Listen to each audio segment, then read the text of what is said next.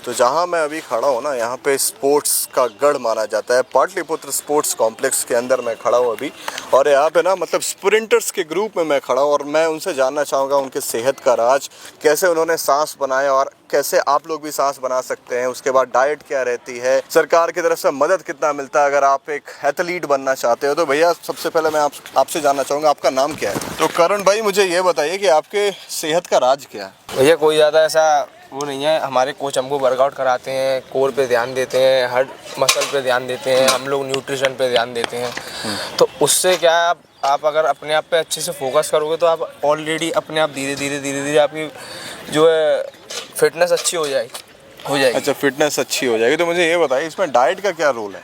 Fitness में diet का role कम से कम 60% आता है। 60% है। 60% डाइट का रोल आता है। अच्छा, एक अच्छे से अच्छे एलीट एथलीट हो या एक अच्छा फिटनेस इन्फ्लुएंसर हो या कोई भी हो, सबके लिए डाइट का एक स्पेसिफिक रोल है 60%। अच्छा, एक बात मुझे ये बताइए कि अगर कोई इंसान है जिसको मतलब फिटनेस इंडस्ट्री में आना है, प्रवेश करना है, और मतलब वो अपना पूरा मूड बना ले, तो सबसे पहला स्टेप जो उसको लेना चाहिए। देखो भैया, मेरे ओपिनियन से तो उसको सबसे पहला स्टेप लेना चाहिए, एक वेल सर्टिफाइड और अच्छा कोच ढूंढना चाहिए। अच्छा, कोच सबसे ज़्यादा ज़रूरी है। ओके। कोच के बिना ना आपको न्यूट्रिशन का नॉलेज होगा, ना आपको वर्कआउट का नॉलेज होगा, ना आपको ये तक नहीं पता चलेगा कि किसी एक्सरसाइज को परफॉर्म करना है तो कैसे करना है, या कितने रेंज ऑफ मोशन में करना है, कितने उससे करना है इंटेंसिटी से। सबसे मेन यही है। तो सबसे मेन चीज़ है कि आप सबसे पहले कोच पकड़ लें। और मुझे ये बताइए आप कौन सा गेम खेलते हैं। मैं 400 मीटर खेलता हूँ, 400 मीटर। अच्छा, दौड़ने वाला जो स्प्रिंटिंग होता है। और ये सारी जो मशीनें लग रही हैं ये पीछे, ये सारा क्या है, ये वैसे ये मतलब क्या है ये चीज़। ये सब भैया हडल्स हैं। तो इस पे क्या कैसे मतलब क्या किया जाता है इस पे। देखिए, इसकी इंडिविजुअली रेसेस भी होती हैं, 110 हडल होती है। अच्छा, ये वही है क्या जो इस पे से मतलब कूद के जाना होता है ड्यूरिंग दौड़ने के दौरान। और मुझे ये बताइए जैसे कि आप बता रहे हैं आप स्प्रिंटर हैं, तो मतलब सांस का जो प्रॉब्लम होता है बेसिक सभी लोगों को रहता है कि तुरंत थोड़ा सा भी दौड़े उनका सांस फूल गया, तो इसको कैसे ठीक किया जा सकता है। देखो ये इसके लिए तो आपको प्रॉपर वर्कआउट करना पड़ेगा, कार्डियोवास्कुलर एक्टिविटीज़ करनी पड़ेंगी कि आपके लंग्स की कैपेसिटी बढ़े, VO2 मैक्स लेवल बढ़े, वर्कआउट करना पड़ेगा उसके लिए, वो इम्पोर्टेंट होता है। उसी से आप ये सब कर सकते हो कि ये खाने से या ऐसा दौड़ने से सिंपली बन जाए, ऐसा कुछ नहीं होता। उसके लिए आपको वर्कआउट करना पड़ेगा, डाइट अपनी मेंटेन रखनी पड़ेगी, कुछ ब्रीथिंग वर्क्स भी करने पड़ते हैं, वो भी होते हैं। अच्छा, ये सारी चीज़ ज़रूरी है। कोई स्पोर्ट्स खेले कि नहीं नेशनल तक आप। हाँ, खेला हूँ, 2 नेशनल्स खेला हूँ। कौन सा नेशनल था वो। CBSE नेशनल्स खेला था एक बार वो RSS का जो विद्या भारती वगैरह जो होते हैं ना, उसका खेला हूँ। अभी स्कूल था तो स्कूल में ही खेला। सभी स्कूल स्टूडेंट हैं आप। नहीं, अभी निकला हूँ मैं। अच्छा, अभी 1 साल हुआ है। और बिहार में मतलब एथलीट्स के लिए क्या पॉसिबिलिटीज़ है, और मतलब एथलीट के लिए कितना स्ट्रगल है। आप रीज़न दें कि आप एथलीट है तो आपको ज़्यादा बेहतर पता रहेगा इस बारे में। सर, करंट डेज हमारे जो गवर्नमेंट है बिहार के, वो हमें काफ़ी सपोर्ट कर रहे हैं। काफ़ी गवर्नमेंट का सपोर्ट है पूरा। जी सर, काफ़ी स्टेडियम का जो लेवल है, मेंटेनेंस है, हमें जो रिक्वायर्ड है वो यहाँ पे अवेलेबल है। साथ ही साथ हमारे लिए बहुत बेस्ट कोच भी आ रहे हैं यहाँ पे सर। मतलब ये कोच आप खुद हायर करते हैं या फिर गवर्नमेंट प्रोवाइड करती है आपको? नहीं सर, यहाँ पे कोच गवर्नमेंट हायर कर रहे हैं। मतलब गवर्नमेंट दे रही है आपको फ्री ऑफ कॉस्ट। जी। चलिए, ये तो बहुत बढ़िया बात बता रहे हैं आप कि शरीर काफ़ी रिप्ड और स्किनी है। तो इस शरीर के पीछे का राज क्या है। हाँ, इसके पीछे हार्ड वर्क और कई सालों की मेहनत है जो अब जाके पॉसिबल हो पा रही है। कितने साल से आप मेहनत कर रहे हैं। मुझे 8 साल हो गई गेम करते। 8 साल से जी। 8 साल। और 8 साल में नेशनल पहुंचे कि नहीं आप? नेशनल में मल्टीपल टाइम जा चुका हूँ, 4-5 बार। कौन से स्पोर्ट्स से। Athletics, 100-200 metre sprinter. अच्छा, स्प्रिंटर से। ओके। तो मुझे ये बताइए जैसे कि बहुत लोग के साथ प्रॉब्लम है सांस फूलने की, या फिर वो डाइट मेंटेन नहीं कर पाते हैं और वो मतलब अपने लाइफ में कुछ अपने फिटनेस इंडस्ट्री में आना चाहते हैं, तो उनके लिए सबसे बड़ा बाधक बनता है उनकी सोच। पहली बात वो अपने पहले सोच से जब ओवरकम करते हैं तब इस लाइन में आना चाहते हैं। उसके बाद सबसे बड़ी बाधक जो है वो है कि उनके पास कोई वे नहीं है, कुछ मतलब रास्ता नहीं है। तो वैसे लोगों के लिए आपका कोई मैसेज।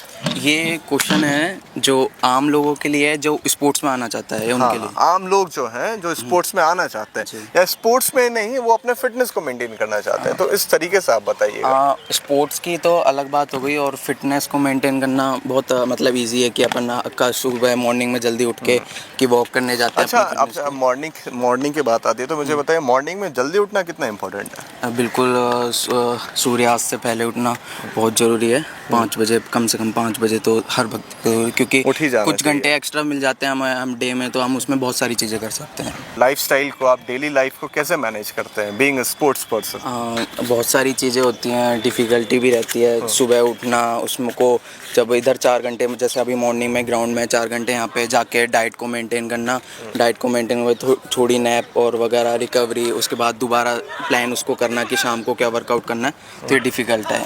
और आपका जो वर्क लाइफ बैलेंस है और स्पोर्ट्स लाइफ बैलेंस इससे हो जाता है बिल्कुल प्रॉपर? बिल्कुल। तो पढ़ाई मतलब कुछ चीज़ें डिस्टर्ब होती है, वो कंपटीशन में होती है, और जैसे ऑफ सीजन में सब कुछ मेंटेन कर लेते हैं। तो मुझे ये बताइए कि हमारे स्पोर्ट्स इंडस्ट्री में एक बहुत ही अब्यूजिव सब्सटेंस है जो कि है ड्रग्स। जी। उसका प्रचलन बहुत ज़्यादा बढ़ा हुआ है आज के दिन में, तो इससे रिलेटेड अगर आप कुछ बताना चाहें तो बताइए, या फिर इसके मतलब इसको यूज़ करना चाहिए, नहीं करना चाहिए, क्या करना चाहिए, इसके बारे में कुछ नहीं, बताएं। इसको यूज़ तो बिल्कुल नहीं करना चाहिए। बस जो अपनी परफॉर्मेंस को इंस्टेंटली इनहेंस जो करते हैं उनके लिए होता है, ऊपर उसमें लॉन्ग टर्म में हमारे लिए बॉडी पे, हमारे फिजिकली मेंटली बहुत लॉसेज हैं, तो इसे बिल्कुल भी यूज़ नहीं करना चाहिए। मतलब ये कहीं से यूज़फुल नहीं नहीं नहीं है। नहीं नहीं। तो अभी मैं कबड्डी के फील्ड में आया हूँ और मेरे पीछे आप जो टर्फ देख रहे हैं ना, तो ये कबड्डी का टर्फ है जहाँ पे लोग कबड्डी खेलते हैं।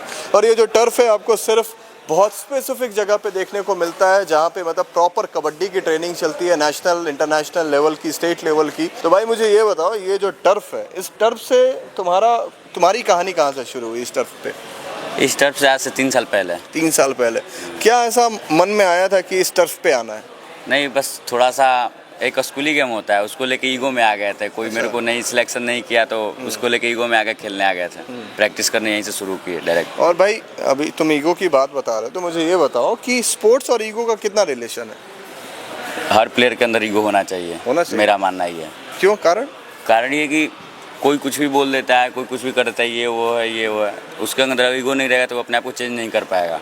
ये बात तो है। भाई मुझे ये बताइए आप कि स्पोर्ट्स में डाइट का कितना बड़ा रोल है? बहुत बड़ा। तो डाइट में आदमी मतलब जब स्पोर्ट्स स्टार्ट करना चाहता है, जैसे कि आप लोग अभी खिलाड़ी है, तो आप लोग ये बताइए कि अपने डाइट में लेते क्या है? वही जो नॉर्मल खाना होता है, और उसके बाद वो कुछ एक्स्ट्रा फ्रूट, जूस, वो और तो ये सारी चीज़ें ऐड होती है। हाँ। और वो जो वे प्रोटीन रहता है जो मार्केट में है अभी, तो वो वे प्रोटीन लेना चाहिए कि नहीं? नहीं लेना चाहिए। आपका क्या राय है? एज ए प्लेयर तो नहीं। आपका क्या राय है इस पे? मेरा मानना है कि अगर वजन ना बढ़े, वेट ना बढ़े, तो जो डॉक्टर बोलता है वो सब अप्लाई करना ही चाहिए। सजेस्ट पे डिपेंड करता है, डिपेंड वो करता है क्या यूज करें, कैसा किसका यूज़ है वो। भाई तुम लोग यार बहुत यंग लग रहे हो। किस क्लास में हो? 10th में। 10th में हो और स्पोर्ट्स को लेके इतनी जागरूकता कि यहाँ तक आ गए।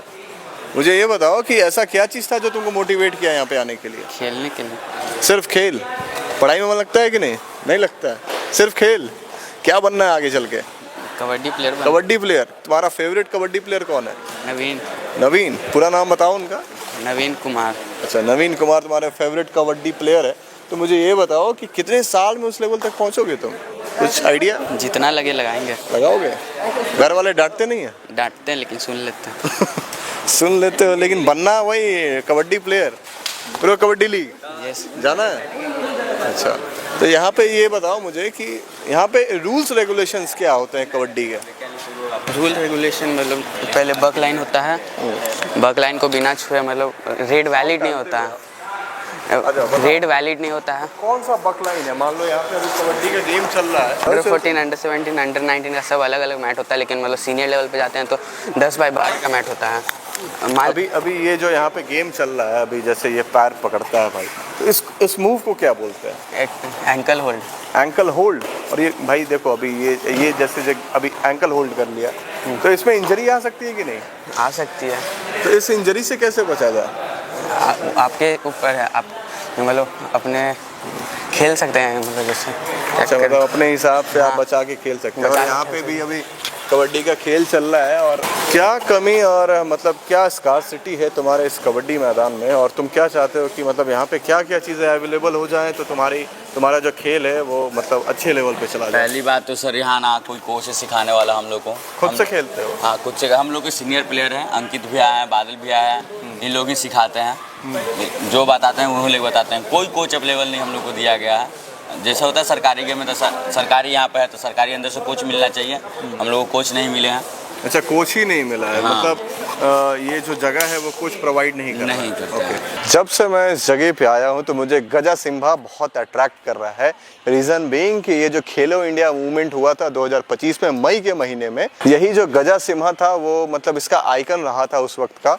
और ये जो स्पोर्ट्स कॉम्प्लेक्स है यहाँ पे आने के बाद ना आपके अंदर में एक अलग सी इंथुसियाज्म आने वाली है। आपको अलग से मोटिवेशन फील होगा जब आप एथलीट्स को देखेंगे, जब वो एक्सरसाइज करते हैं, अपने बॉडी की लिमिट को ऊपर ले जाते हैं और कैसे वो मतलब नेशनल इंटरनेशनल गेम के लिए खुद को प्रिपेयर करते हैं। तो कुल मिला के बात ऐसी है कि जो स्पोर्ट्स होता है ना वो हमारे जीवन का एक आधार होता है। अगर आप उससे रिलेट करके नहीं जी रहे हैं तो आप जाहिर सी बात है अपने ज़िंदगी में बहुत लेज़ी होने वाले हैं और कहीं ना कहीं आप अपने लाइफ को कभी ना कभी जाके हेट भी करेंगे, क्योंकि यार आपका पेट निकला रहेगा, आपके घुटने में दर्द रहेंगे। तो अगर ये सारी चीज़ों से बचना है तो इन एथलीट्स का जितना भी बाइट्स आपने देखा, इनकी बातों को सुनो और मानो, और आप लोग उठो सुबह में और टाइमली उठ के आइए, एक्सरसाइज करिए और अपने स्पोर्ट्स को बढ़ावा दीजिए।